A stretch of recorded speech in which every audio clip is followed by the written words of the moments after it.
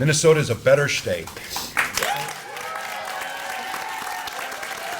New gun safety measures are now the law of the land in Minnesota after Governor Tim Walz signed a new public safety spending bill on Friday.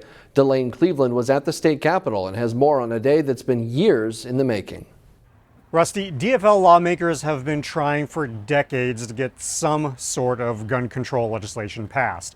But after years of failed attempts, they finally got their wish. I've been working on this since I was first elected to the House in 2002. But for me, it's been a policy issue.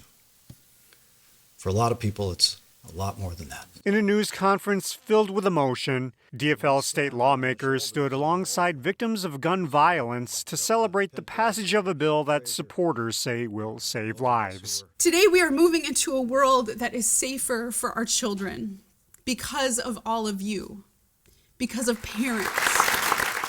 The bill requires background checks on private gun sales. It also includes a so-called red flag law that allows family members and others to petition a court to have guns removed from people deemed a danger to themselves or others. Well, my opponents would say, well, this isn't going to stop everything. And I'd say our job is to protect people. Right. And if it stops one tragedy, or if it stops 10 tragedy, then we've done our job. The gun provisions are part of a $3.5 billion public safety spending package. If you want to read the full text of the bill, we have a link on our website at ccxmedia.org. At the Capitol, Delane Cleveland, CCX News. Meanwhile, Minnesota is closer to becoming the 23rd state to legalize recreational marijuana. The Minnesota House passed the bill by 16 votes. And under the bill, adults 21 and older could buy up to 2 ounces of cannabis flower or 8 grams of concentrate. That's more than some lawmakers would have liked and higher than most other cannabis legal states. The chief author says there's one thing he always came back to when it came to the proposal for marijuana legalization. In every single state, every single one that has legalized adult use cannabis or medicinal cannabis, opioid overdose deaths have decreased significantly, and those decreases have been durable. Every single one. The legislation would allow local cities to limit the number of cannabis retailers.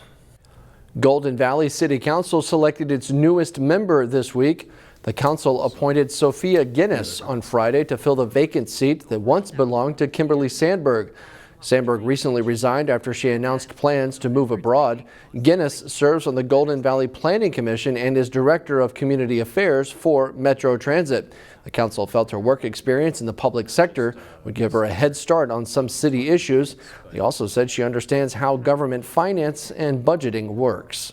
It was clear she put a lot of time and thought into her application.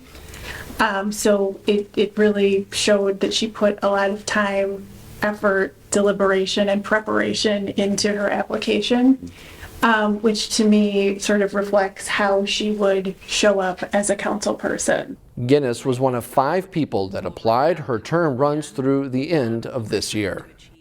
This week marks a special anniversary for a place unlike many others in the country. Crescent Cove marked its 5th anniversary since opening on Twin Lake in Brooklyn Center. The facility offers hospice and respite care for children with shortened life expectancies. It's one of only 3 like it in the entire country and the only one of its kind in the Midwest.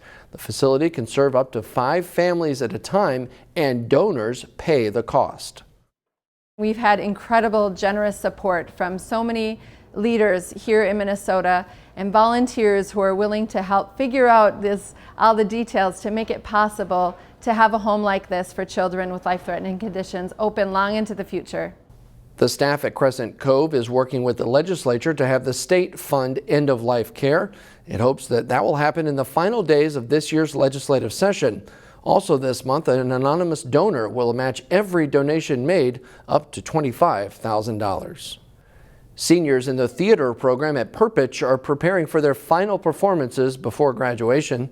Students spent the last quarter of the school year developing their capstone projects.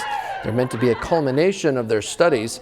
Each student's project takes the form of an original work, and those individual projects then come together in a larger group performance. This year, that performance is titled Family, Feminists, Some Song, Some Dance. I've gotten to experiment with things I haven't gotten to experiment before. So I have a costume that I made from scratch out of leather. I patterned it myself, and I'd never worked with leather before. I made a corset that includes boning that I'd never worked with before, so it was a huge learning opportunity for me. The performance is from 7 until 9 p.m. on Monday, the 22nd, and you can find tickets available on the Perpich website. A citywide treasure hunt continues through Saturday in Brooklyn Park. There are people, number one, looking for a deal, and number two, people looking for something that's unique. About 130 residents have signed up to take part in Brooklyn Park's citywide garage sale. Joe Levin said this is an opportunity to declutter, but also, he says, a way to pay it forward to people who need items that he no longer does. There are some unique finds. Someone on Thursday struck gold when they encountered Joe's vinyl collection. I had a guy this morning that bought a box of 45 RPM records from me. He was happy because they're different and they're old and they're very unique. Couldn't find them any other place. You can find a list of registered garage sales on Brooklyn Park's website. In New Hope, a coffee and donut run came with an unusual sight. Police officers from New Hope and Crystal joined Hennepin County Sheriff's deputies on the roof above Dunkin' Donuts Friday morning. It's a fundraising effort to support the Special Olympics. When someone wanted to donate money, the officers lowered down a bucket. This is the 6th year New Hope police have been involved. We've raised a lot of money in the bucket, and every year I think we raise thousands of dollars for the cause, so it's awesome. It was a bit chilly and windy on Friday morning for late May, but that beats last year when officers say they had to deal with thunderstorms and rain.